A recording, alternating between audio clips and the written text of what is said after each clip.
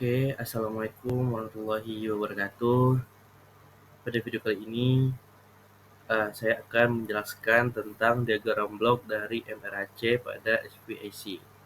Sebelumnya, saya akan memperkenalkan diri terlebih dahulu.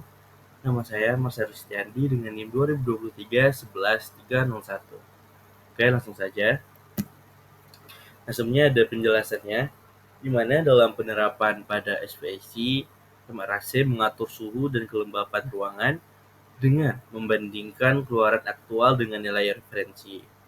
Jika terdapat perbedaan atau error, hukum adaptasi akan secara otomatis menyesuaikan parameter controller untuk meminimalkan kesalahan tersebut.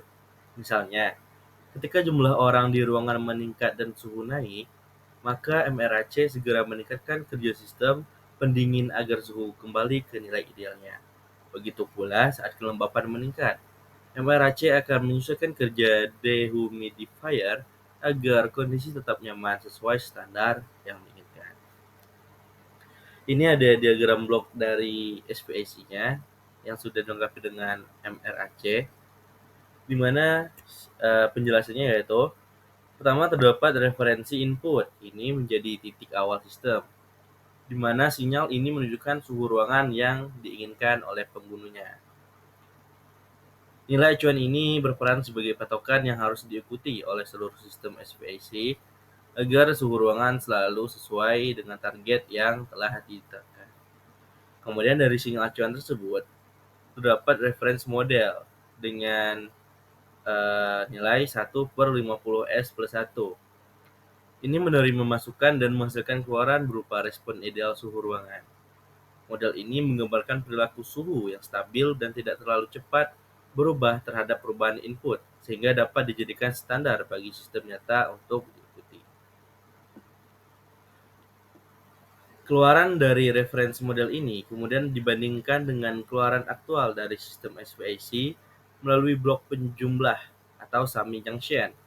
Proses perbandingan ini menghasilkan error, yaitu selisih antara suhu ideal dan model suhu sebenarnya yang terjadi di ruangan.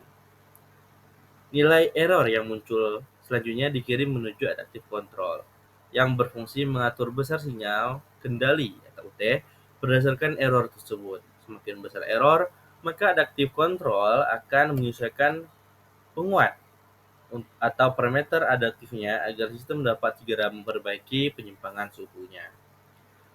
Sinyal kendali UT hasil perhitungan adaptive control lalu diarahkan ke plan atau aktuator FPAC yang memiliki fungsi transfer yaitu 1/10S+1.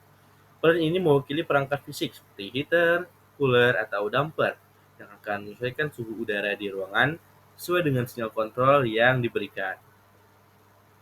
Namun, sebelum sinyal kontrol mencapai plan, terdapat kemungkinan adanya disturbance atau DT, yaitu gangguan eksternal dari perubahan suhu luar ruangan atau sumber panas tambahan dari dalam ruangan. Gangguan ini akan ikut mempengaruhi keluaran plan dan dapat menyebabkan perbedaan antara suhu aktual dan suhu acuan. Setelah sinyal kontrol dan gangguan diproses oleh plan, keluaran sistem berupa suhu aktual ruangan atau YT diukur oleh sensor. Sensor ini berfungsi untuk mendeteksi suhu sebenarnya yang dihasilkan oleh plan, lalu mengirimkannya kembali ke titik perbandingan untuk dihitung error baru. Nilai error yang terus diperbarui tersebut tidak hanya digunakan oleh controller, tetapi juga menjadi masukan bagi adaptation law. Di blok ini, sistem menentukan seberapa cepat dan besar perubahan parameter adaptif atau TT harus dilakukan agar sistem mampu beradaptasi terhadap kondisi baru dan mengurangi error secara berkelanjutan. Nilai perubahan parameter atau theta ini kemudian diproses oleh yang namanya integrator yang berfungsi untuk menjumlahkan perubahan tersebut sepanjang waktu untuk menghasilkan parameter baru atau TT, di mana nilai parameter adaptif ini itu mencerminkan kemampuan sistem dalam belajar dari kesalahan sebelumnya dan menyesuaikan diri terhadap gangguan yang terjadi. Dan akhirnya, nilai TT ini yang diperbarui oleh integrator tadi dikirim kembali ke adaptive control, menutup seluruh siklus adaptasi sistem. Dengan adanya pembaruan ini, sinyal kendali berikutnya menjadi lebih akurat sehingga keluaran suhu aktual semakin mendekati keluaran model referensi. Meskipun sistem menghadapi perubahan beban atau gangguan eksternal.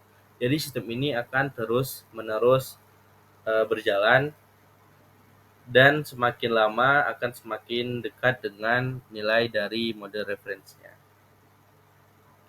Kemudian di diagram blok ini terdapat dua buah skop, yaitu pertama dengan nama skop dan yang kedua dengan nama skop theta. Untuk penjelasannya adalah sebagai berikut.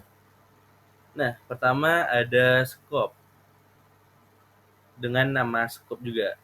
Ini di sini terdapat grafik keluarannya, yaitu skop ini menampilkan keluaran sistem atau plan SPAC, di mana grafik naik dari 0 ke 0,06 selama 10 detik. Ini menunjukkan respon sistem yang mulai mengikuti model referensi secara perlahan. Ini menggambarkan perubahan suhu atau kecepatan kipas yang menyesuaikan set point-nya. Kemudian, kedua ada skop dengan nama skop theta. Nah, skop theta ini menampilkan nilai parameter adaptif atau theta, di mana nilainya naik dari 1 ke 1,07 dalam 10 detik. Artinya kontrol adaptif menyesuaikan gain agar keluaran sistem semakin mendekati model referensinya. Oke, mungkin cukup sekian presentasi yang bisa saya jelaskan terkait diagram blok dari SPAC yang sudah dilengkapi dengan MRAC. Jika ada kesalahan saya mohon maaf. Akhir kata, Assalamualaikum warahmatullahi wabarakatuh.